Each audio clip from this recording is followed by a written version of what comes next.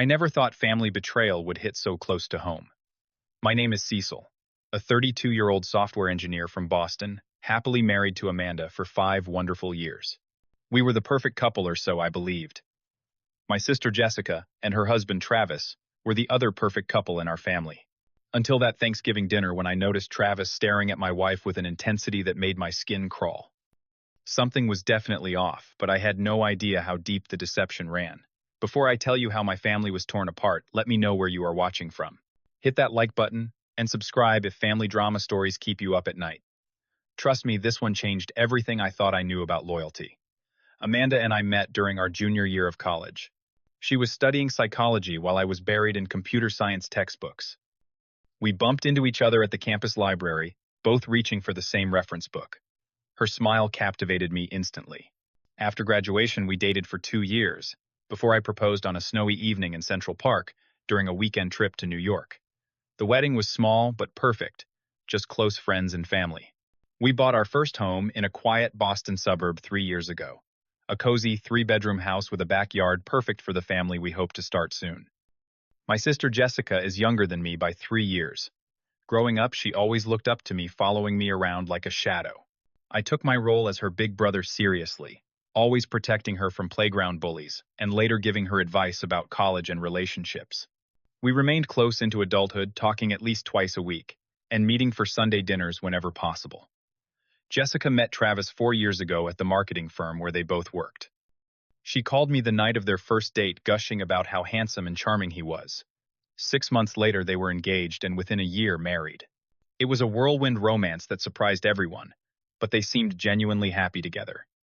The four of us quickly became inseparable. We spent holidays together, took weekend trips to Cape Cod in the summer, and even started a monthly board game night tradition. I grew to see Travis as the brother I never had. We bonded over our shared interest in basketball, often catching Celtics games together while the sisters went shopping. But looking back, there were signs I missed. Small moments that should have raised red flags. Like how Travis always managed to sit next to Amanda at family gatherings, or how his eyes lingered on her a beat too long when she entered a room. At the time, I dismissed these observations as my imagination. This past Thanksgiving, those subtle oddities became impossible to ignore. We gathered at my parents' house in Worcester, everyone bringing signature dishes. Amanda made her famous apple pie, which always earned compliments. As we sat around the dining table laden with turkey and all the fixings, I noticed Travis staring at Amanda repeatedly. Not casual glances, but intense longing looks. Jessica seemed distracted throughout dinner, refilling her wine glass more frequently than usual. When my mother asked if everything was okay at work, Jessica mumbled something about job stress and quickly changed the subject. There was a heaviness in the air that no one acknowledged. Later, while helping with dishes, Jessica and Travis had a hushed but heated exchange in the kitchen. Their voices were too low to make out words, but the tension was palpable. When they returned to the living room, Jessica had clearly been crying, though she claimed allergies when my mother noticed her red eyes. On the drive home, Amanda mentioned the strange atmosphere. "Did Jessica and Travis seem off to you tonight?" There was definitely some weird tension there. "Yeah," I agreed, my hands tightening on the steering wheel. "Maybe they are having problems at work. Or maybe they are arguing about when to start a family. Mom has been pressuring them lately." We speculated a bit more, but ultimately chalked it up to normal marital stress. Nothing could have prepared me for what happened next. Just after midnight, my phone buzzed with a text from Travis. "Cecil, I need to talk to you. Alone. Can we meet for coffee tomorrow morning? It is important. Please do not tell Jessica or Amanda." Sleep evaded me that night, as I wondered what could be so urgent. Little did I know, my entire understanding of family and loyalty was about to be shattered. I arrived at the coffee shop at 9:30 the next morning, spotting Travis immediately in a corner booth. He looked terrible, like he had not slept in days. Dark circles shadowed his eyes, and his normally neat hair was disheveled. His hands trembled slightly as he clutched his coffee cup. "Thanks for coming," he said as I slid into the seat across from him. I did not know who else to talk to. "What is going on?" I asked, skipping the pleasantries. "You look like hell." Travis took a deep breath, staring into his coffee, as if it held answers. Then he looked up, meeting my eyes with an expression of torment. "I have developed feelings for Amanda," he said, the words tumbling out. "Strong feelings. I am in love with her." The coffee shop suddenly felt airless. I heard the words but could not process them immediately. When comprehension finally dawned, anger surged through me like electricity. What the hell are you talking about? I kept my voice low, but the fury was evident. You are married to my sister. Amanda is my wife. What kind of sick joke is this? It is not a joke, Travis insisted, his voice breaking. I have tried to fight it. For months I have tried. But I cannot stop thinking about her. Her laugh, her kindness, her intelligence. He trailed off, seeming to realize he was digging himself deeper. Have you told her this? I demanded already, imagining my fist connecting with his jaw if he said yes. No. No, I swear. I have never acted on these feelings. I would never betray Jessica like that. Or you. You already have, I spat. By even having these thoughts. Does Jessica know? Travis looked down again. She suspects something is wrong. We have been having problems for about a year now. Our connection just faded. Then I started noticing Amanda more and more. I know it is wrong. I know I need help. You are damn right you need help. I stood up, nearly knocking over my untouched coffee. Stay away from my wife. Stay away from me. Get therapy. Figure your life out. But do not drag Amanda, or Jessica, into your twisted fantasy. I stormed out, ignoring Travis calling my name. In my car, I sat gripping the steering wheel, trying to calm down enough to drive. My mind raced with questions. Should I tell Amanda Jessica? What would this do to our family? I called my parents, needing advice, but not ready to reveal the specifics. Has Jessica seemed unhappy to you lately? I asked, after exchanging pleasantries. Now that you mention it, my mother replied, she has been quieter on our calls. When I asked if everything was all right, she said work was stressful. Why did something happen at Thanksgiving? Just checking, I evaded. I worry about her. After hanging up, I scrolled through my phone to past text conversations between the four of us in our group chat. Looking with fresh eyes, I noticed patterns I had missed before. Travis often responded directly to Amanda, sometimes ignoring comments from Jessica or me. There were no explicit red flags, but the subtle attention pattern was now obvious.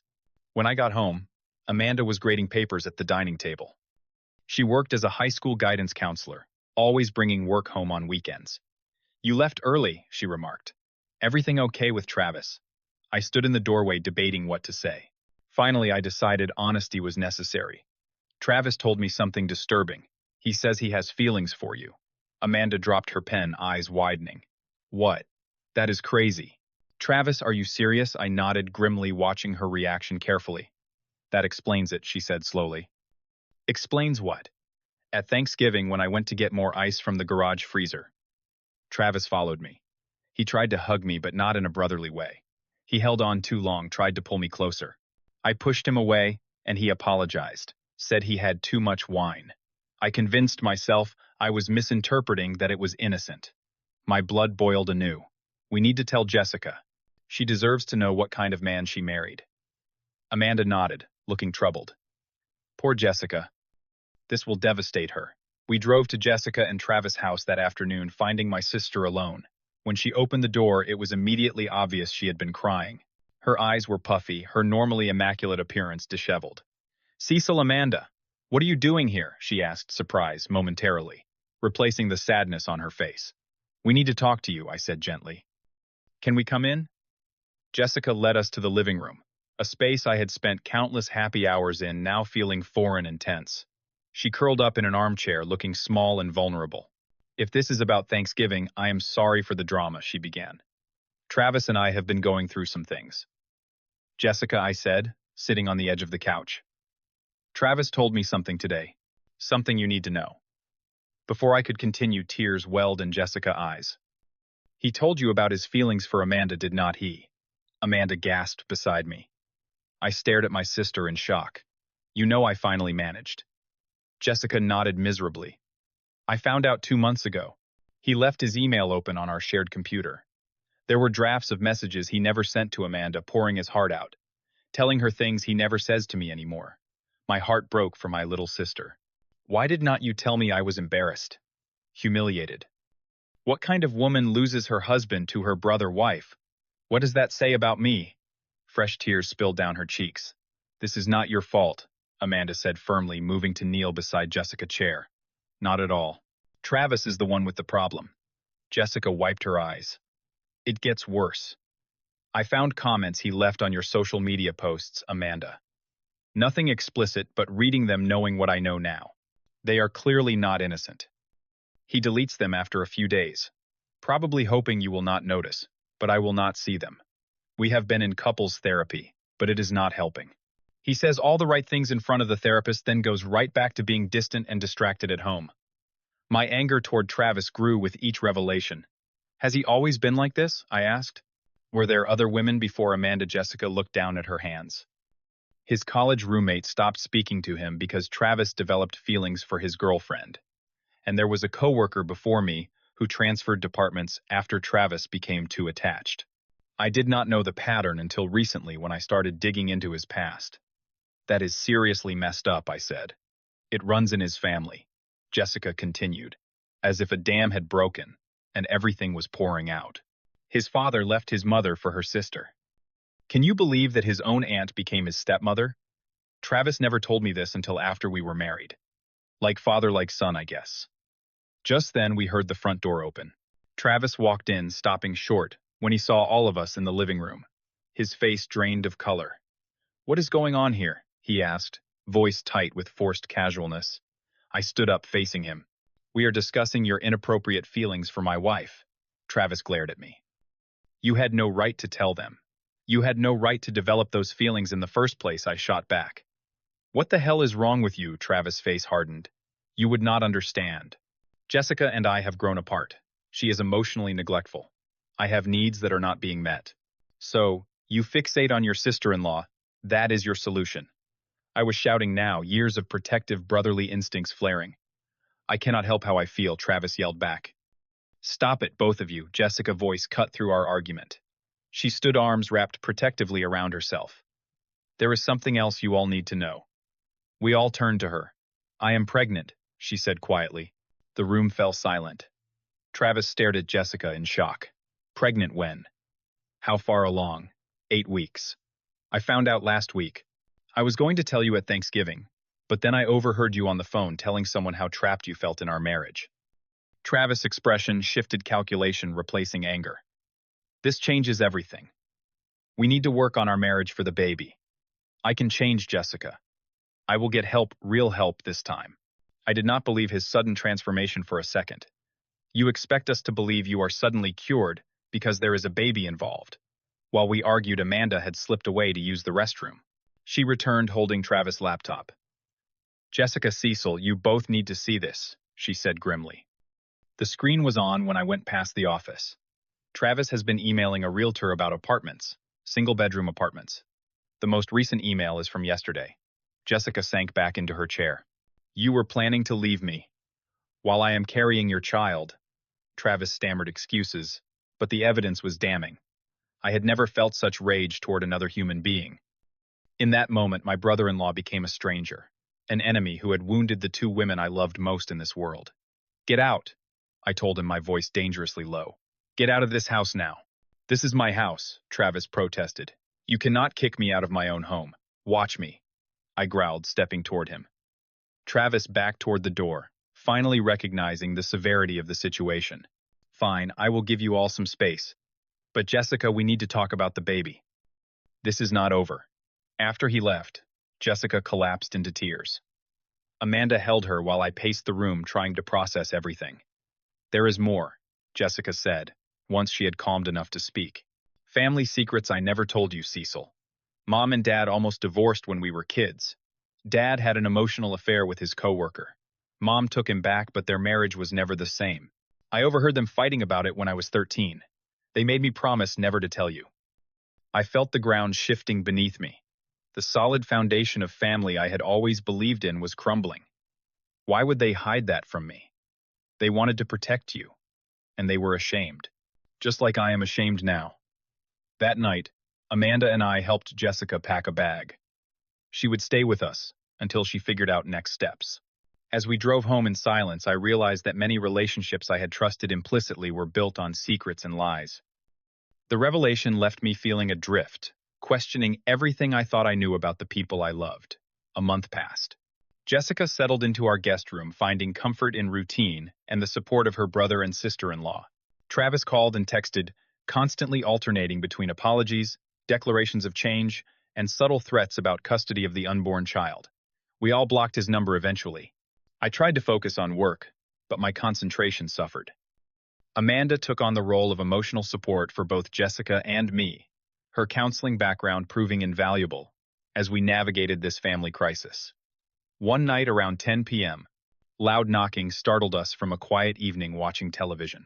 Through the peephole, I saw Travis swaying slightly on our front porch, clearly intoxicated. "Go upstairs," I told Jessica and Amanda. "I will handle this." I opened the door but blocked the entrance with my body. "You need to leave, Travis. You are drunk." "I need to see Jessica," he slurred. "She is carrying my baby, my family. You cannot keep her from me. She does not want to see you. Respect her wishes and leave before I call the police." Travis laughed bitterly. "Family? That is rich coming from you. Do you even know your real family history, Cecil? Or are you as blind to the past as you were to me falling for your wife? What are you talking about?" Travis leaned in, alcohol heavy on his breath. "Did you know your precious father once had feelings for Jessica, mother? But not your mother.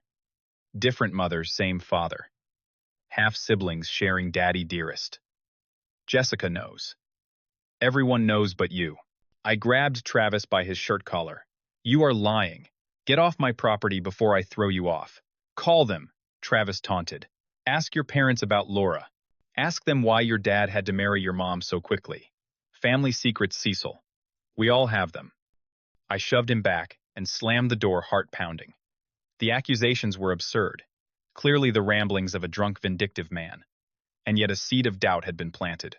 With shaking hands, I called my parents' house. It was late, but this could not wait. My mother answered, voice thick with sleep. "Cecil, is everything all right? Is Jessica okay? I need to ask you something, and I need the truth," I said without preamble. "Is Jessica my full sister? Do we have different mothers?" The long silence that followed was answer enough. "Who told you?" she finally asked, voice small. "Travis. He is here drunk, saying all kinds of things." I heard rustling, then my father's voice came on the line. "Son, we should talk about this in person. It is complicated." "No. Tell me now. Is it true?" Another painful pause. "Yes. Jessica's mother is Laura, my first love. We were engaged when she died in a car accident. She was 7 months pregnant. The doctors saved Jessica. Your mother and I were already friends, and she helped me through that terrible time. We fell in love while she helped care for baby Jessica. We married when Jessica was 10 months old. Your mother adopted her, legally raised her as her own." The room seemed to tilt around me. "So everyone has known this except me." "Jessica knows. We told her when she was 16. She wanted to keep the secret too, to protect you. You two had such a special bond, she was afraid it would change if you knew you were half-siblings." As this bombshell detonated in my mind, I heard Jessica cry out from upstairs.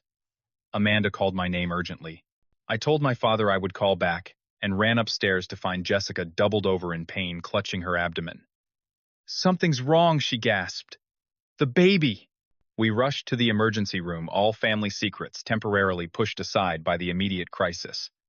In the waiting room, while doctors examined Jessica, I filled Amanda in on what my father had revealed. "That explains so much," Amanda said softly. "The way your parents always seem to treat you two slightly differently. Not badly, just differently." Before we could discuss it further, a commotion at the entrance drew our attention. Travis had somehow tracked us to the hospital and was arguing with the receptionist. "That is my wife and my baby," he was insisting. "I have a right to be there." I intercepted him before he could get further. "You need to leave. Now. My baby is in trouble. I am not going anywhere. You lost the right to be here when you betrayed your wife. When you fell in love with mine. When you showed up drunk at my house and spilled family secrets that were not yours to tell." Travis tried to push past me. Security was approaching, but I had one more thing to say. "Jessica deserves better than you. My niece or nephew deserves better. Stay away from my family, all of us. Get help, Travis. Real help. Until then, the only contact you will have with Jessica or the baby will be through lawyers." Security escorted Travis out. When I returned to Amanda, a doctor was with her, looking grave. "Mrs. Wilson is experiencing threatened miscarriage," he explained. "We are doing everything we can to stabilize her condition. The next 24 hours will be critical." That night was the longest of my life. Amanda and I took turns sitting with Jessica, who drifted in and out of sleep monitors beeping steadily around her. In those quiet hours facing potential tragedy, the complicated tangle of family secrets seemed both overwhelming and irrelevant. What mattered was the people we loved here and now. By morning, Jessica's condition had stabilized. The baby was safe for now, though. The doctor prescribed strict bed rest for the remainder of the first trimester. As relief washed over us, I made a decision. No more secrets. No more lies. Our family would rebuild on a foundation of complete honesty, no matter how painful. 6 months have passed since that tumultuous night at the hospital. Jessica now lives in a bright, airy apartment close to our house, preparing the nursery for her son due in just a few weeks. The pregnancy progressed normally after that early scare, to everyone's relief. Travis attended rehab for alcohol dependency and began intensive therapy for his relationship issues. Through court mediation, we arranged for him to have limited supervised visits with the child, after birth contingent on his continued treatment. Jessica shows remarkable strength in maintaining appropriate boundaries while allowing her child to know his father. My relationship with my parents transformed through difficult but necessary conversations about our family history. The full truth finally emerged: the complex circumstances of my birth and adoption, old wounds and resentments, and the fear that had kept them silent for decades. We started family therapy, unpacking generations of dysfunctional patterns and communication failures. Jessica and I grew closer through this ordeal, our bond strengthened by finally acknowledging our unique sibling connection. Far from driving us apart, as she feared, the truth gave us context for the special connection we always shared. Amanda proved to be the steadfast center of our family storm. Her compassion and wisdom guided us through the darkest moments. To honor our renewed commitment, we renewed our vows on our 6th anniversary in a simple ceremony that celebrated authentic love and partnership. Most surprisingly, Jessica recently began dating again. Stephen, a kind widower she met in a pregnancy support group, understands grief and fresh starts. He respects her complex family situation and the boundaries she established. Watching her laugh with him reminds me that healing, while never complete, is always possible. Travis' story serves as a cautionary tale about the damage caused by emotional betrayal. His failure to address his own psychological patterns, his unwillingness to communicate honestly with Jessica before his feelings for Amanda developed, created a destructive cycle that harmed everyone involved. The greatest lesson I learned through all this is that family bonds, while resilient, require constant nurturing through honesty and respect. Secrets fester and corrupt even the strongest relationships. True loyalty is not blind devotion, but a commitment to truth even when it hurts. My sister, my wife, and my soon-to-arrive nephew remind me daily of what matters most. Creating a family culture where love does not require performance or pretense. Where we can be fully known, flaws and all, and still fully loved. Has your family weathered a betrayal or discovered long-hidden secrets? How did you rebuild trust afterward? Share your experience in the comments. If this story resonated with you, please like and subscribe to hear more real-life stories of family challenges and redemption. Remember, even the most difficult family situations can lead to growth and healing when faced with courage and honesty. Thank you for listening, and may your own family relationships be strengthened through truth rather than damaged by secrets.